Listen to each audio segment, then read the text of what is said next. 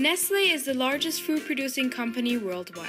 They employ almost 400,000 people in 447 factories in 195 countries. Their products include baby food, medical food, bottled water, coffee, tea, and snacks. The company was founded in 1866 by Henry Nestlé, a confectioner and one of the inventors of condensed milk. In 1905, Nestlé merged with the Anglo-Swiss Condensed Milk Company to increase sales and improve products. They were highly influenced by inventions from the Industrial Revolution, which reached its peak only a few years before Nestlé was founded. They have also influenced today's food industry in both a positive and a negative way.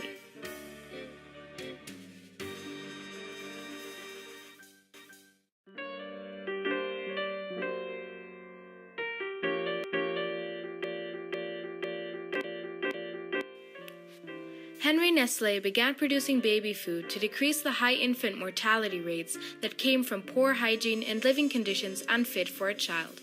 In the mid-1700s, while the Industrial Revolution had taken over Europe, the world population grew by 57% to 700 million and reached 1 billion in 1800.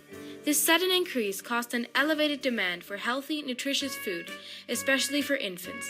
Together with inventions from the Industrial Revolution, Nestlé was able to greatly develop in its early years. Advanced steam engines had been built during the 1830s. They were more powerful than previous models, but more compact and weighed less, which made them fit for any type of train. In the same time period, the first intercity railway was built, which caused many more to be constructed.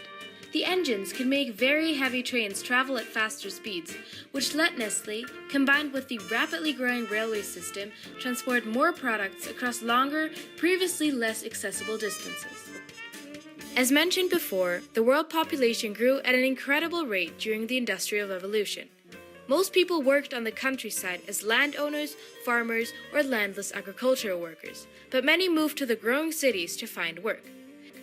Nestlé took advantage of the growing demand for work in factories and started building more and more of them. By the year 1905, the Nestlé and Anglo-Swiss company operated in over 20 factories.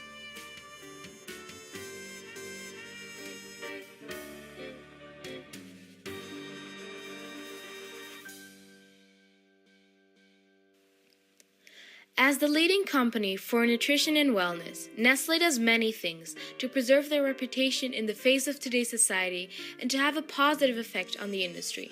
Since Henry Nestlé began his career in this business as an infant food producer, Nestlé has stayed loyal to this part of their company. By purchasing the baby food brand Gerber in 2007, they showed consumers how determined they were to improve their infant products.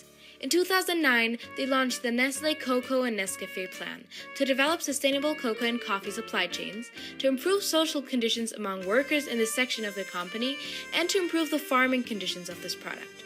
Nestlé has also established the Nestlé Institute of Health and Sciences to research science-based nutrition and how it can prevent chronic diseases. Again, all of these actions were not only aimed at improving Nestlé products, but also at making the firm seem more trustworthy to consumers.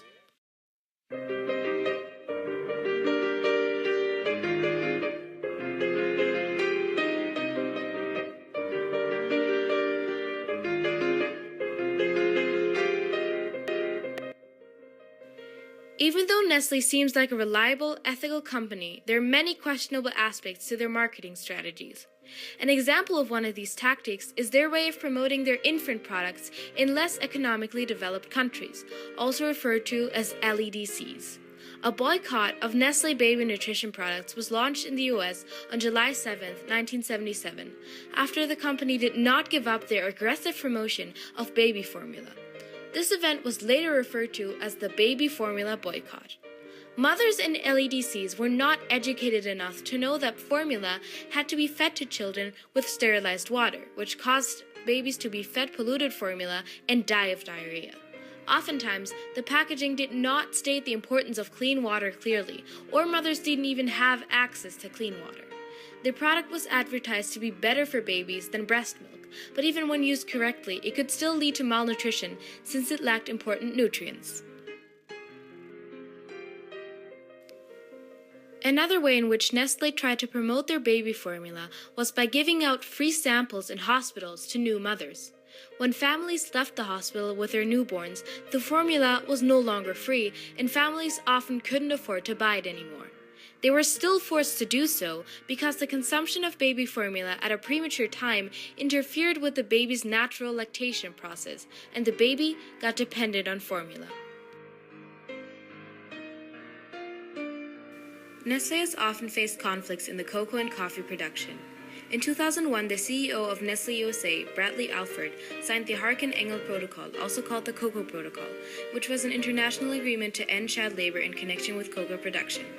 In 2005, when the cocoa industry failed to meet the agreement, the International Labor Rights Fund filed a lawsuit against Nestlé on behalf of 3 Malian children.